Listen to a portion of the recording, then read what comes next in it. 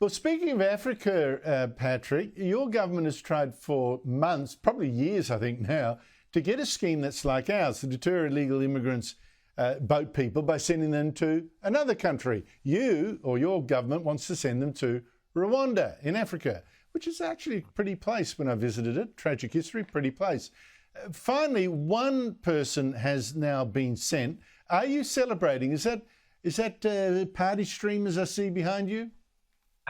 No, well, not quite, because that person didn't come across on a small boat, and we did have to pay him £3,000 to go there. But there are actually some causes for celebration. Okay, so Rwanda is a deterrent. We are now interviewing people when they land on these small boats in Britain and breaking the news to them that they could be sent to Rwanda, and quite a lot of them want to turn the boat around and go back the other way. So that's a good sign. The other aspects of it is the island, the Republic of Ireland, which has a land border with the UK, of course, has messed around with us. And now they're in the finding out stage, because they offered illegal immigrants a better deal. They offered them more money and the opportunity to go and work. They also declared the United Kingdom an unsafe country, so they couldn't return people. Well, what's happened? Their population has grown by about 40% in the last 20 years. More rapidly, more recently, communities have been destroyed. There's a huge welfare state. They've got tent cities now of illegal migrants in Dublin and mass outrage. And now they want to send people back to us. But they're saying the influx is because of Rwanda,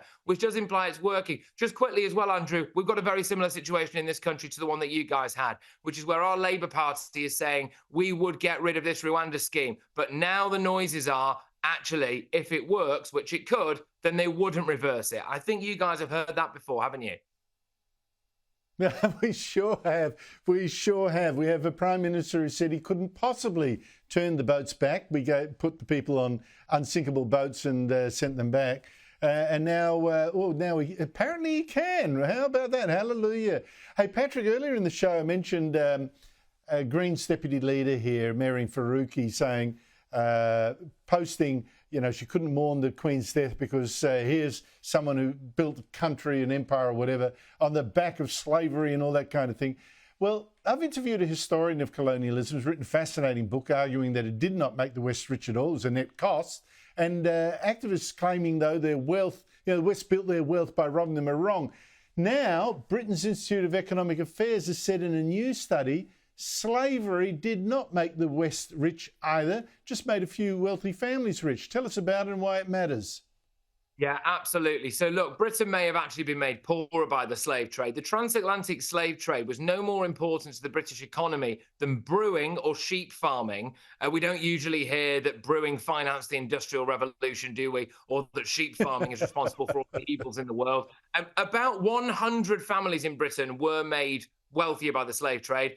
Hilariously, one of their descendants now works for the BBC, so she can pay reparations if she wants, but the rest of us, I don't think, should have to. It's important for two things here.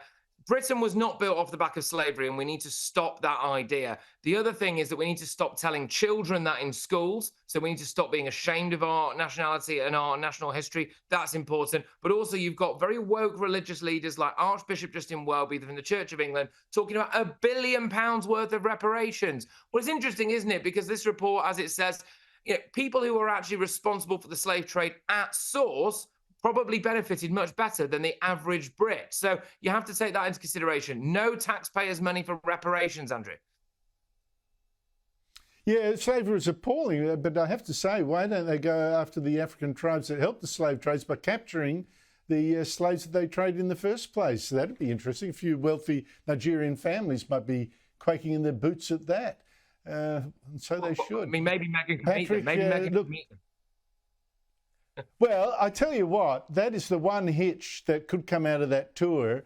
They could do the big, we should be sorry for slavery and colonialism, reparations now, when they know they don't have to bear any responsibility for paying it.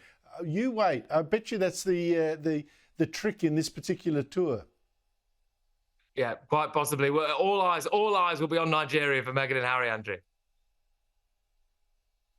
Yeah, absolutely right. Patrick Christys, always great to talk to you. Thank you so much for your time.